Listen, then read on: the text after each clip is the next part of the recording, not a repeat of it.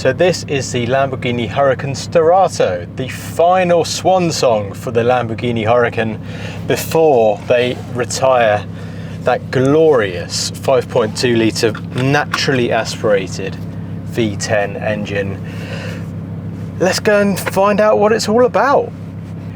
Just note, this is the first time I've driven this car. That is the whole point. I'm not going to give you loads and loads and loads of facts and figures and stats and everything else.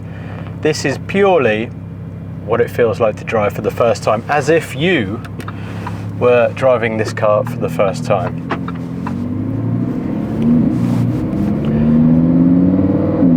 Now, the first thing to note is that I was just getting some B-roll of the car there on the side of the road, and I don't think any car I've ever shot has had so much attention from passers-by. Honestly, and everyone absolutely loving it, saying what an incredible car, and then I have to tell them it's not mine, but unfortunately. But it's yeah, it's interesting that you can drive a Huracan or a Lamborghini and not everyone thinks you're an absolute bell housing, and some people, in fact everyone that I've spoken to today, absolutely loves this car. So that's a good plus point, isn't it? So the Sterato then, yes, it is the slowest Huracan that has ever been produced. But it is also supposed to be one of the most fun. And since, to be honest, in the real world, who cares about 0 to 60 times and top speeds, especially top speeds, fun factor is what it is all about. I am currently at the moment in Strada mode, which is, if your Italian is as rusty as mine, means road, which is just your standard road driving mode. You have then got Sport, which is that, and then Rally, ooh, which makes things loud, opens the exhaust, gets those valves open, gets that V10 screaming, as it should, of course. Also, my dials have all changed as well. And do we go into, yeah, you automatically go into manual mode. So you can hold on to the gears a little bit longer.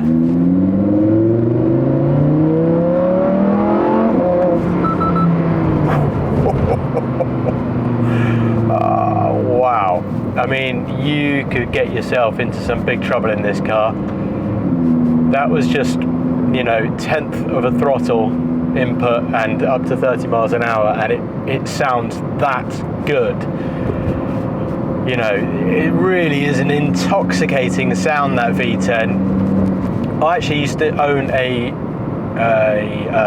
R8 V10 Plus with the same engine, same 5.2 V10. I don't remember it being this loud. Maybe it was. Maybe I've just kind of forgotten what cars of old used to sound like before all the regulations came in. So let me tell you a little bit about the car. Now, I should say, this is a softer chassis than the standard Huracan. The spring rate is softer as well. It's not what I would call a comfortable car. I guess it's more comfortable than the standard car, but I mean, on UK roads, kind of everything's uncomfortable unless you're in a Rolls-Royce Cullinan, and even then, certain bumps you still feel. So don't be put off by the fact that I'm bouncing everywhere. The car is also a little bit wider. It's got slightly wider track, and it sits higher. So it's about, I think it's 40 mil higher.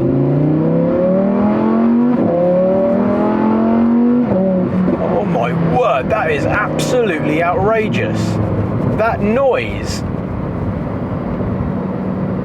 I have forgotten that cars sound like that. I mean, you get in a new, for example, I was at Goodwood Festival of Speed the other day, and I heard the new Temerario, Lamborghini Temerario, which is the replacement for the Huracan, go up the hill, you know, under serious load, and yeah, it sounded nice, but not like this. This is a different ball game. This is what supercars are supposed to sound like. But alas, no more. Of course, the major difference on this car that you're going to notice, it probably isn't the raised suspension or the wider track. It's those massive arch extensions and body kit that is on this car. I mean, it almost looks aftermarket, doesn't it? I think. Either way, it looks brilliant, but it's just, it is a serious head turner. Even in this spec, which is not necessarily head turning Lambo spec, is it? It's a dark colour. It's not like someone spec'd it in bright Lamborghini green or Lamborghini orange. This is fairly subdued in spec wise, but I mean, I think it looks brilliant. I think it just suits the car. I think if you went a little too loud on the colours, it's kind of a bit much. I think in this spec it looks wicked. I love the roof scoop. It reminds me of like a 90s rally car. Do they still have it? Maybe I just don't watch rally anymore because everyone drives like Citroens and Toyotas.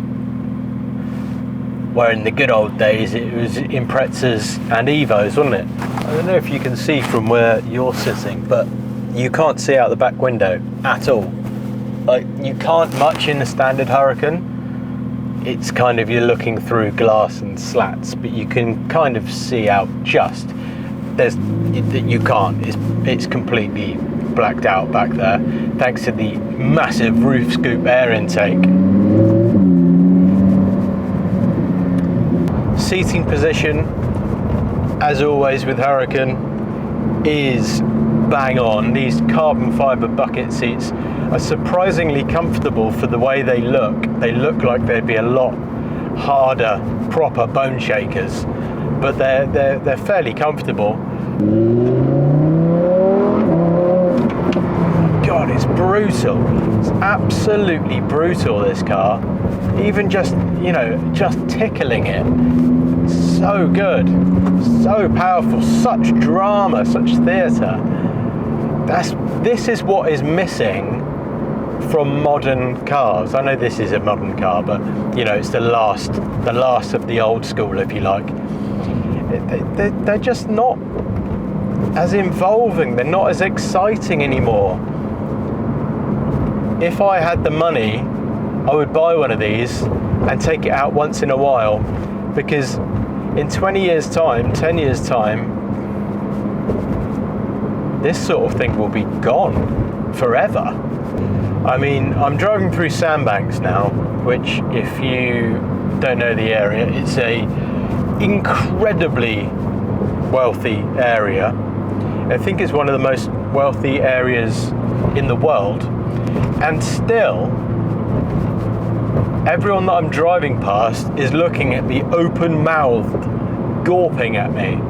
And that says a lot, because as you can imagine, in an area such as this, there's loads of supercars, but not this one. This is really making people's ears stand up. Is that a phrase? Not really, is it? So I mentioned it's the slowest Huracan. It's by far not slow. You know, 0 to 60, it's just under 4 seconds, 3 and a bit. So I would imagine real world it's 4. Top speed is around 160 odd miles an hour, and that is because these tyres can't go any faster. They are specially developed Bridgestone tyres. In a weird way, you can almost feel the slight lack of grip, but not in a scary way, in terms of if you were given the space and the roads and the time and a track essentially to drive this car properly, you can feel that it would move around quite a lot. I mean, I'm really not taking revs up past 4.5 at most, because it's just so much traffic everywhere.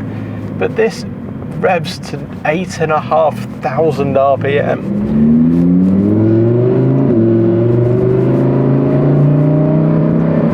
That must sound absolutely incredible once you're up that end. Oh. Yeah, it's definitely not a comfortable car. That was 5. That was 5,000 RPM. Still had 4,000 to go. It is ballistically loud. God, this gearbox is so fast.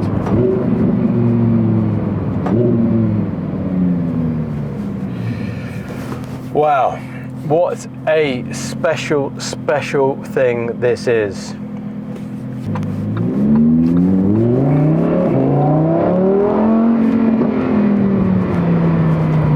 I mean, that noise, you just want to drive around like a hooligan all the time.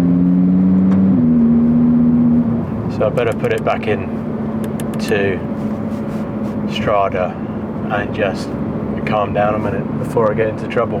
So there it is, the Lamborghini Huracán Sterrato, a fitting send-off for the legendary 5.2 V10 from Lamborghini. If you have the means to buy one, go and buy one. It is superb.